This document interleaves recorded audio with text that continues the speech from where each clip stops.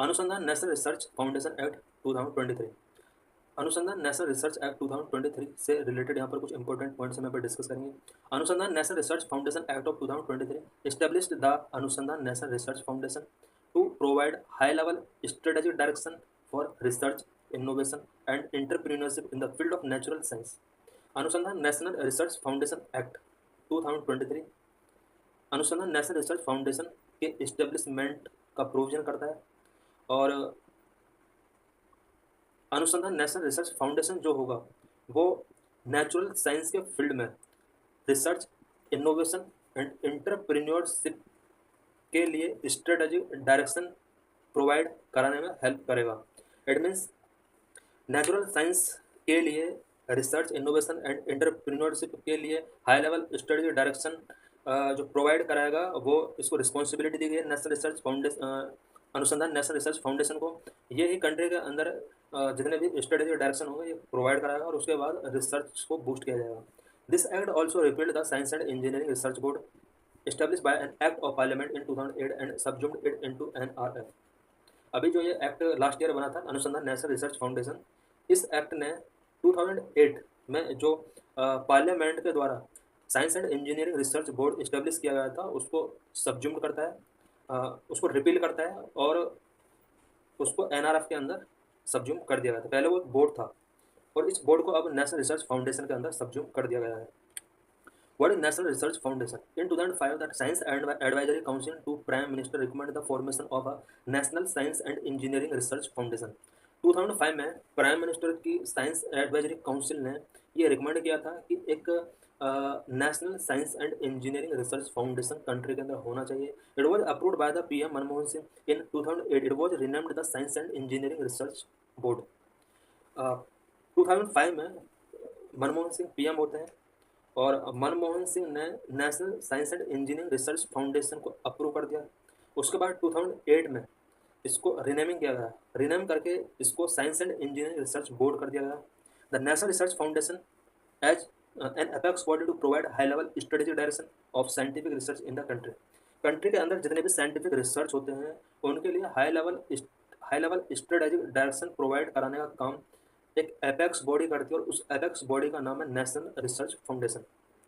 It means national research foundation एक apex body है जो कि कंट्री के अंदर ऑल साइंटिफिक रिसर्च के लिए high level strategic direction provide करती है। Why there is a need for Anusandhan national research foundation? अभी ये अनुसंधान नेशनल रिसर्च फाउंडेशन की नीड क्यों हुई? क्या जो ओल्ड सिस्टम था उसमें क्या क्या प्रॉब्लम्स थी? Number 1, lace investment in research in India. पहली प्रॉब्लम थी कि इंडिया के अंदर इन्वेस्टमेंट जो था रिसर्च सेक्टर में वो बहुत कम था। Number 2, very lace contribution by private sector. Private sector का कंट्रीब्यूशन जहां वेस्टर्न कंट्रीज की तरह होना चाहिए था ज़्यादा, वो इंडिया के अंदर नहीं था। इंडिया के अंदर गवर्नमेंट सेक्टर का इन्वेस्टमेंट बहुत ज़्यादा है जो कि रिसर्च सेक्टर के लिए बेटर नहीं माना जाता। Number 3, impact of brain drain. Brain drain की प्रॉब्लम की वजह से भी सिस्टम को चेंज करना पड़ा। To address challenges before Indian research and development capacity. Indian research and development capacity के सामने भी बहुत सारे चैलेंज थे, उसको एड्रेस करने के लिए भी ये न्यू एक्ट लाना पड़ा। Number 1, lace investment in research in India. India gross expenditure on research and development GERD constant at about 0.7% of GDP, which is very large as compared to the 2% of the global benchmark। India का GERD gross expenditure on research and development जो है वो GDP का 0.7% है, जो कि global benchmark जो कि 2% है। इट मीन डेवलप्ड कंट्री के अंदर रिसर्च एंड डेवलपमेंट पर जो एक्सपेंड किया जाता है GDP का 2% एक्सपेंड किया जाता है। इंडिया के अंदर ओनली 0.7% GDP का एक्सपेंड किया जाता है रिसर्च एंड डेवलपमेंट पर। A significant increasing of funding is required to India to become a science leader. India अगर चाहता है कि वो साइंस लीडर बने तो उसके लिए सबसे पहले इंपॉर्टेंट चीज़ ये हो जाती है कि रिसर्च एंड डेवलपमेंट पर अपना फंडिंग इंक्रीज करे। Next, very less contribution of private sector. 52% of GRD in India is by the government, which is substantially higher than in China, US, Germany। GRD पर Indian government का जो expenditure है वो 52% है और गवर्नमेंट का इतना ज़्यादा expenditure research and development sector के लिए बेटर नहीं होता है। चाइना के अंदर रिसर्च एंड डेवलपमेंट पर गवर्नमेंट एक्सपेंडिचर 15% है, यूएस के अंदर 10% है, जर्मनी के अंदर 13% है।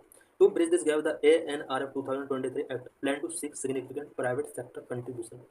ANRF 2023 जो एक्ट लाया गया है, इसके अंदर ये प्रोविजन किया गया है कि ज़्यादा से ज़्यादा प्राइवेट सेक्टर का कंट्रीब्यूशन रिसर्च एंड डेवलपमेंट में होना चाहिए। Impact of brain drain. If there is a lower spending on research and development and a less innovative opportunity, may force young talent to move to other countries. India must strive to optimally use its pool of talent. अगर country के अंदर research and development पर spending lower होगा, innovative opportunities अगर लेज होंगी, तो इससे country के अंदर जो यंग टैलेंट है वो अदर कंट्री की तरफ मूव कर जाएगा।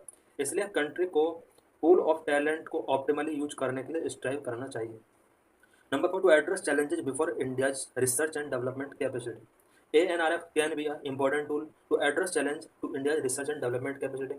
Indian research and development capacity के सामने जो चैलेंज है उनको एड्रेस करने के लिए एक न्यू सिस्टम की जरूरत पड़ी। इसलिए लास्ट ईयर ANRF एक्ट लाया गया। As a share of its fund should be targeted towards building scientific research capacity in universities and semi urban areas. Scientific research capacity in university के अंदर और semi urban areas के अंदर scientific research capacity build करने के लिए ज़्यादा से ज़्यादा फंड का शेयर किया जाना चाहिए ताकि कंट्री लेवल पर रिसर्च एंड डेवलपमेंट को बूस्ट किया जा सके।